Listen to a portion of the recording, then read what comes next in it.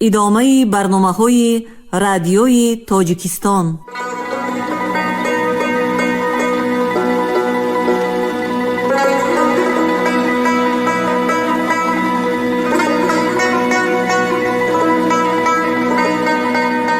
السلام علیکم شنونده های گرامی، با توجه شما گفتاری ادبی از سلسله خوانش بدیعی اثر نویسنده بزرگ تاجیک صدرالدین عینی، یادداشت‌ها در قرائت عبدالرشید خوجامقلوف.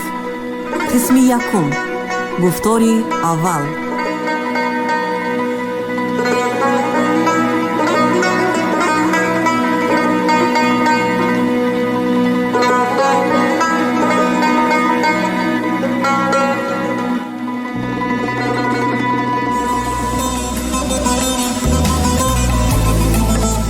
این خانه ز خشتی کهنه انداختم،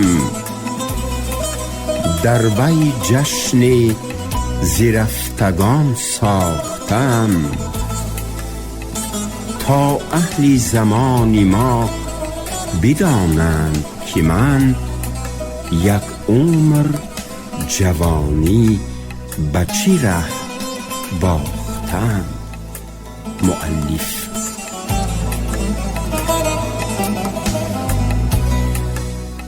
یک دو سخن به جای سرسخن.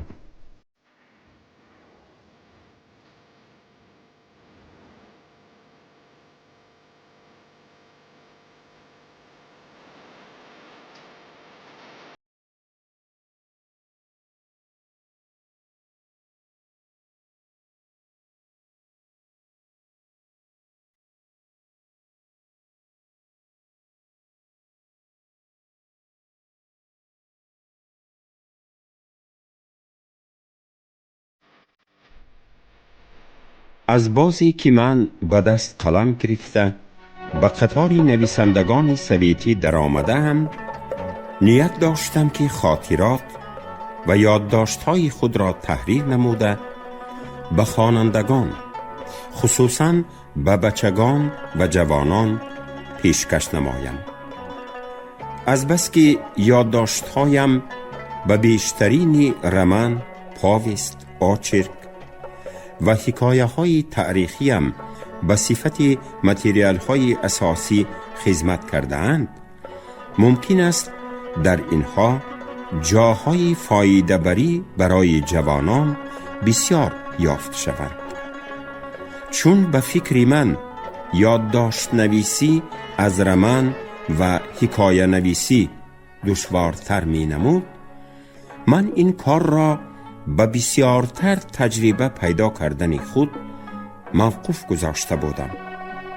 زیرا چنان که کس تا زندگانی گذشته را پاکیزه به طرز واقعی ریالی نداند، قیمت زندگانی امروزه، زندگانی سویتی سوسیالیستی را به خوبی تصور کرده نمی تواند. این چنین تا کسی در ساختمانی سویتی سوسیالیستی، خصوصاً در ادبیات وی درست تجربه پیدا نکند و این ساخت زندگی را کاملا از خود ننماید، زندگانی گذشته، زندگانی فیادالی را پرره و به طرز واقعی ریالی تصویر کرده نمی تواند.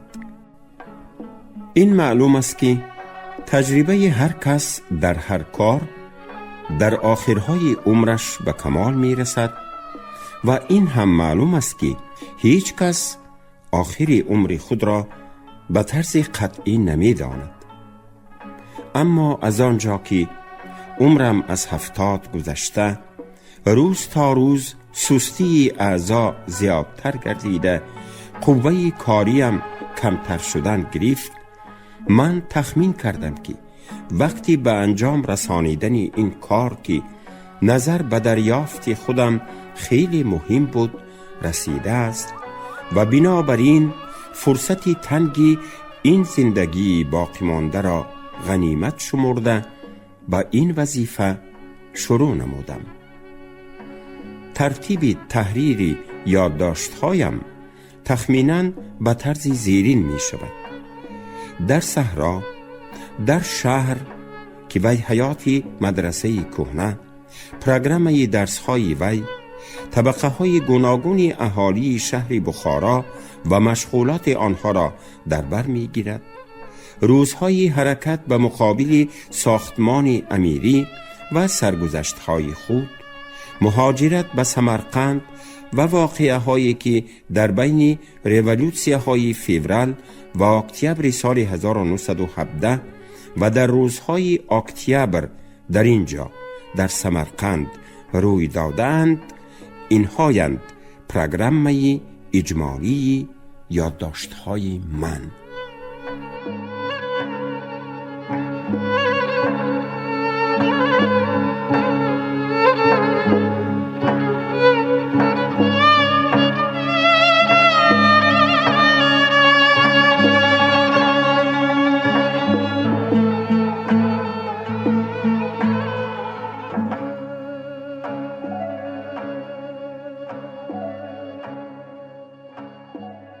در صحرا، درآمدی سخن.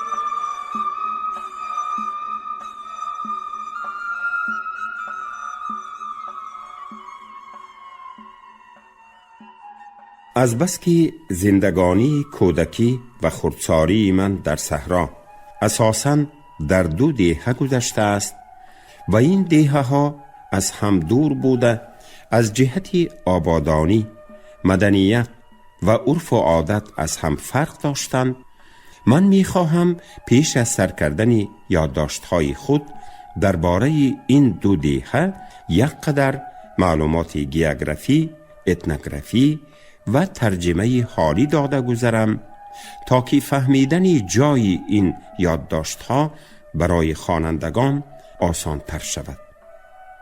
1. دهه ساکتری.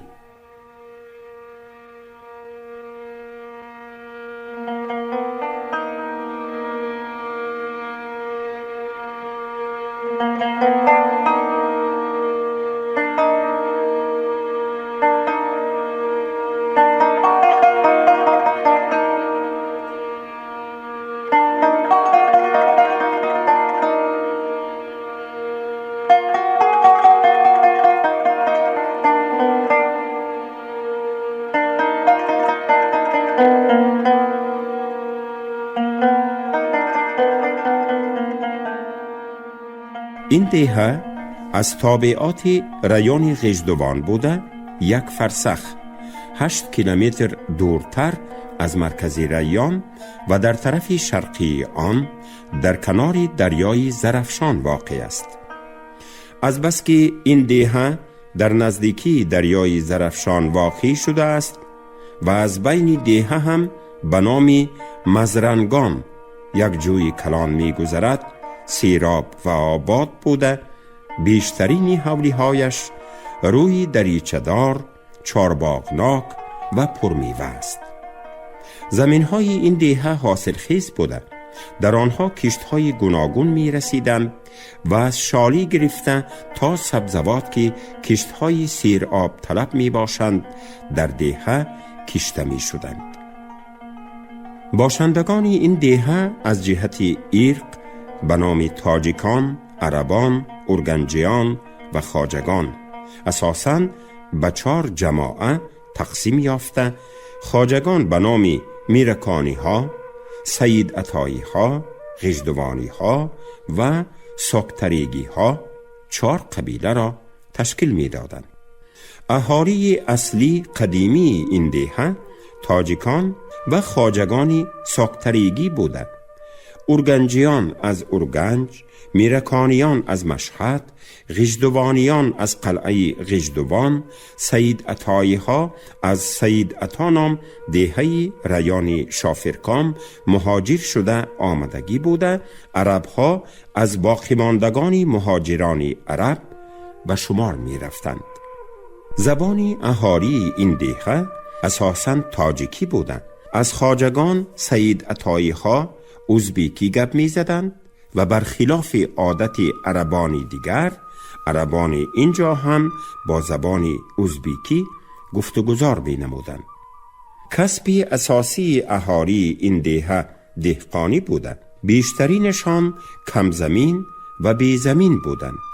بیشترین زمین های ملکی این دهه از میرکانی ها در دست دو خانواده بود که آنها را قاضی بچه ها و متولی ها می گفتند. کم زمین ها و بی زمین ها چاریککاری، یتیمی و یا به یگان کسب دیگر مشغولی می نمودند. بیشترین تاجیکان زمین های املاک یعنی زمین های پادشاهی را کشت و کار می کردند و بیشترین ارگنجیان میده بقالی داشتند. خواجگان خصوصا خواجگان میرکانی و غژدوانی به دعاخوانی هم مشغولی می کردند. مردم بیماران و دیوانگان را از اطراف به خانه های آنها می آوردند و آنها را به سر بیمارانی برجامانده خود برده می خواناندند و با همین واسطه به آن بیماران شفا می جستند. خواجگانی سال خورده هر پگاه در مسجد بعد از نماز بامداد با آوازی بلند اورادی فتحیه نام دعایی را با یک آواز و با آهنگی مخصوصی می خواندند. با امید این دعا را شنیده شفا یافتن، بیماران و نیم بیماران از دهات اطراف هر پگاه به اینجا گرد می آمدند. این دهه در پیش مسجد مکتبی داشت که تابستان و زمستان دوام می کرد و این چنین مدرسه‌چه‌ای هم داشت که در اینجا درس‌های ابتدایی مدرسگی خوانده می شد. بنابراین در آن دور و پیش از آن دهه مدنیتناکتر و سیرخط و سوادناکتر جایی نبود. اداره روحانی این دهه به دست متولی ها بود که آنها از جمله سیرزمینان خواجگان میرکانی بودند و اداره ملکی مأموری در دست تاجیکان بود که ارباب و آقسقال بر این مأموران محلی از سیرزمین ترین آنها انتخاب تعیین می یافت. پدر و باباهای من از جمله خواجگان ساکتریگی این دهه بودند.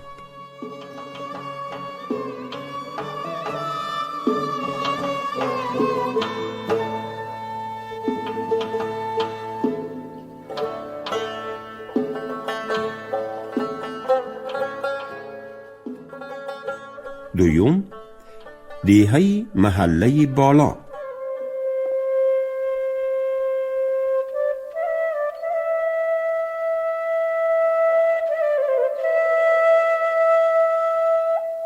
این دهه در یک فرسخی 8 کیلومتری شمال و غربی قلعه غژدوان در دایره خاک تومنی ریان شافرکام از جمله دهات دهنوی عبدالله جان در دامنه ریگی روانی که به دشت قیزیل می پیوندد واقع شده است. این دهه بنابر پایان آب بودنش کم آب بود، خصوصا بعد از آن که رود کهنه شافرکام را که از شمال این دهه می گذشت ریگ پخش کرده باطل کرد و رود نو از طرف جنوبش که نسبت به این دهه چقرتر بود کشیده شد، گویا تماما بی آب ماند. بنابراین در این دهه میوه سردرختی گویا هیچ نبود و حاجی خانی نام یک نوع سیب ترش در اینجا رسد هم در راشهای زمینهای کشت جا جا بوده، باغچه الهیده‌ای نداشت. از میوه ها در اینجا تنها انگور بسیار بود و به خوبی در بین ریگزارها می رسید. بیشترین زمین های این دهه زمین پادشاهی املاک بوده، قسماً به ضمن املاک بودن وقفی مدرسه میری عرب بودند که 10 حاصل به وقف هم داده می شد. از جهت کمابی بیشترین کشت اینجا گندم، جو، ارزن، قوناق و ماش بوده، سبزوات هیچ کشته نمی شد. برای احتیاج محلی غوزه، پخته جایداری کشته شود هم اکثر تماما بی آب مانده نم ارزه می رسید و در هر بوته 1 یا 2 دانه کورک می بست. بنابراین این دیهه از حد زیاد قشاق بوده. اکثر خانه هایش پاخسگی بود. در این دیهه 1-2 نفر بای کلان و 2-3 نفر دهقانانی میان حال بوده. باقی ماندگان اهالی امروز را یابند فردا را نمی یافتند. کسب اساسی اهالی اینجا دهقانی باشد هم زندگانی هیچ یک از عامه اهالی از دهقانی نمی گذشت. حتی از دهقانی ضرر کشیده جای این ضرر را با کسب‌های دیگر پر می کردند. بایهای کلان که به ذم سوداگری زمین بسیاری را هم صاحب شده بودند از حاصل زمین خود به پادشاهی انداز نمی دادند یا اینکه بسیار کم می دادند، چون که آنها به حاکمان املاکداران نزدیک بودند و به این واسطه بارهای انداز خود را هم به گردن دهقانان کمبغل بار می کردند که این حال به خرابتر شدن احوال عامه باز یک سبب دیگر می شد. من این احوال را در رمن غلامان تصویر کردم. در این دیه صناعت هنرمندی گویا هیچ نبود. از کاسبان تنها کهنه‌دوزان بودند که آنها هم به مانند خود پا برهنگان خدمت می کردند. در مرکز دیه در دهنوی عبدالله جان تگلمه دوزان، کسانی که به ساق موزه کهنه تگ و روی می بندند باشند هم در این حصار منپاریه تگلمه جلابان بودند و ثمره مهنت آنها را آن جلابان می خوردند. این حال هم در رمن غلامان تصویر یافته است. یک قسمی اهالی دیهه محله بالا چوپانی هیزم کشی می کردند یا اینکه به بایها یتیمی بطرکی می نمودند. کسب اساسی زمستانی عامه اهالی این دیهه پخته کشی بود. پخته کشان از پخته جلابان غوزه جایداری را گرفته با دست کشیده از حلاجی گذرانیده پخته تازه کرده با پون بدانش به خوجین می سپردند و در این کار حقی ناچیزی می گرفتند. مزد معینی که در این کار به پخته کشان می ماند کاکول پوچاق غوزه بود که وی را در آتشدان و در گلخنشان می سوختند. من این احوال را در غلامان شرح دادم. بابای مادریم و تقایهایم از همین دیه بودند. در بین ساکتری و محله بالا 16 کیلومتر راه باشد هم نسبت هر دوی اینها به شهر بخارا برابر و 40 کیلومتر دورتر از آن بودند. فرق در اینجا بود که ساکتری در شمال شرقتری شهر و محله بالا در شمال شهر واقع شده بود. نظر به نقل پدرم سید مراد خواجه، پدر او سید عمر خواجه آدمی خط و سوادناک بوده. از هنرهای دستی دکان بافی و درودگری را خوب می دانسته است. خصوصا در درودگری شهرتش درست بوده است. باری مسجدی دیهه محله بالا غلطیده است. اهالی آنجا به طلب استای درودگر برآمده اند و با درک دادن کسی بابای پدریم سید عمر خواجه را برای تعمیر مسجد به دیهه محله بالا بردند. بابایم مسجد را با زیبایی تعمیر نموده در ستون آن با خط خود کریمه های عملی سید عمر خواجه ساکتریگی را کندکاری کرده است. اهالی دیهه که در آنجا یگان نفر هم آدمی سوادناک نبوده است، حتی مکتبی پیش مسجدی هم نداشتند، خط و سوادناک بودن یک استای درودگر را دیده در حیرت افتادند و به او رو آورده از نام جماعت از وی طلب کردند که امامتی مسجدی را که خود تعمیر کرده است قبول نماید. شاید به شرافت او در دهه آنها هم آدمانی سوادناک پیدا شوند، چون که امام سابقشان خود بی سواد بوده، تنها بعضی سوره های قرآن و دعاهای نماز را از یاد می دانسته است. و ضمن این درودگریش را هم کردن گیرد که در این دور و پیش به این کسب طلب بسیار است. و بابایم این تکلیف معقول افتاده است، چون که او با وجود هنرمند بودن در ساکتری از کسب درودگری خود درست فایده برده نمی توانسته است، زیرا در آنجا حتی از خویشاوندان خودش هم یک چند نفر درودگران هنرمند بودند. در اینجا باشد غیر از خراتان چرخی ریسندگی و حلاجی ساز دیگر درودگری نیست. و بالای این در نزدیکی این دهه، در دهه بالای رود در سروری و تبریان نام دهه ها چندین سنگ آسیا بوده است، اما اوستای چرخ آسیا تراش هیچ نبوده است. بابایم در این کار هم هنرمند بوده.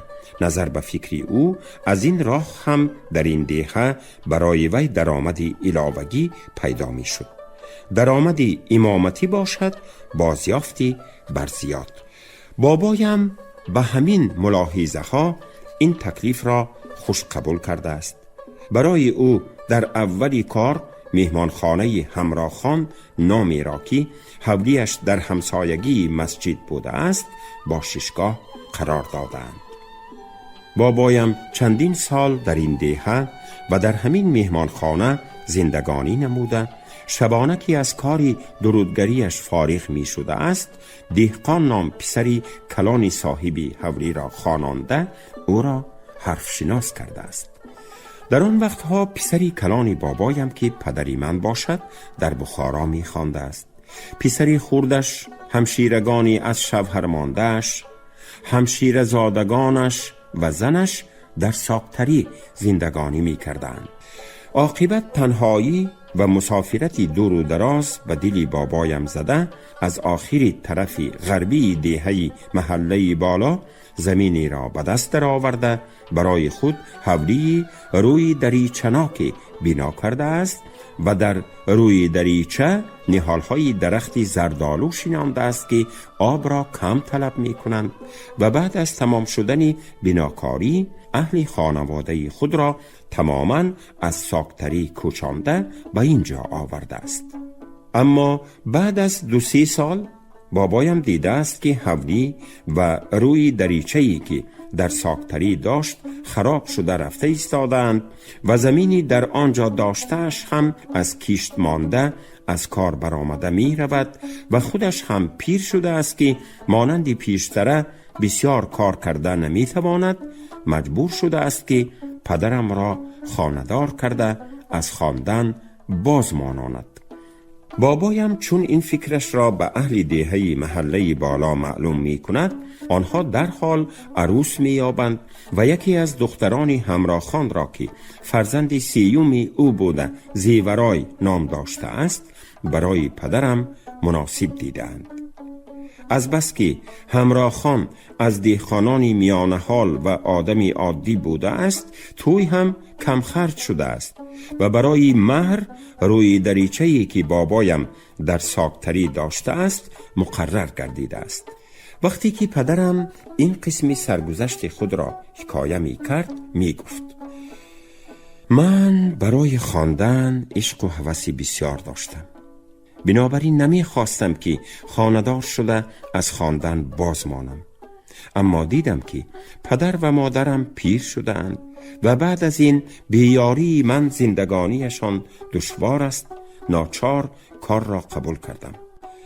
تابستان با مادرت در ساکتری ایستاده دهقانی کرده سردرختی ها را میغن داشتیم و در زمستان در دهه محله بالا با پدر زندگانی کرده چرخ آسیا تراشی و بافندگی می نمودم. لیکن با همه این شوق خواندن را هیچ از یاد نبرآوردم. ما خود نرسیدیم تو شاید برسی گویام. تقاییت ملا دهقان را که حرف شناس بود درسهای ابتدایی خواندم و یک چند نفر بچگان دیه را سواد خوان کرده همه اشان را به بخارا برده در مدرسه جایگیر کنانیدم. تقاییت خواندن را دوام کنند، اما دیگرانشان بعد از 2-3 سال در مدرسه ایستادن به صحرا برآمده هر کدام در ده امام شده مردم فریبی را رواج دادند. مهنت‌های من سوخت. روزی از شاگردان پدرم ملا باباجان، ملا همرا، ملا عبدالواحد و ملا ثابت نامان به خانه ما به پیش پدرم آمده بودند. از این جمله ملا باباجان در دهه روبه ها که در جنوب محله بالا بود امام شده بود.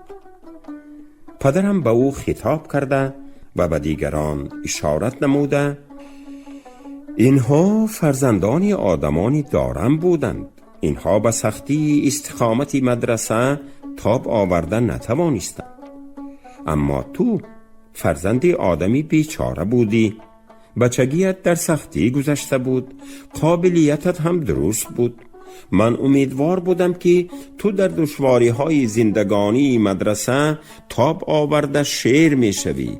افسوس که کلانی روبه ها شدی.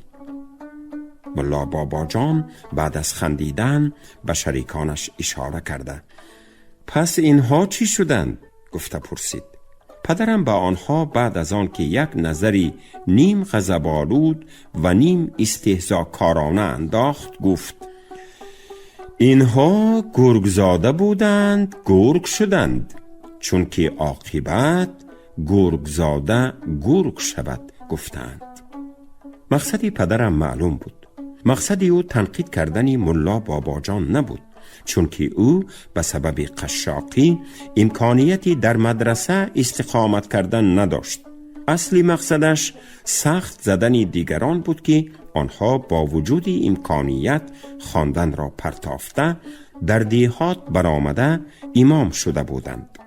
ملا ثابت پسری عبدالرحمن بای بود که یک قسم رمن غلامان را اشغال کرده است. دیری نگذشته است که اول مادری پدرم و بعد از 2 سال پدرش وفات کردند. اما پدرم بعد از سر آنها هم استقامت 2 جایگی را ترک نکرده است. تابستان در ساکتری به دهقانی و بافندگی مشغولی نموده است و در زمستان در محله بالا به چرخ آسیا تراشی و بافندگی. بافندگی پدرم فقط برای پوشاک و کرپه بالیش خانواده بوده، چرخ آسیا تراشیش برای فروش بود. به همین طریقه تولد من در دهه ساکتری ریان غجدوان واقع شده. ایامی بچگی تا مکتبیم تابستان در ساکتری و زمستان در محله بالا گذشته است.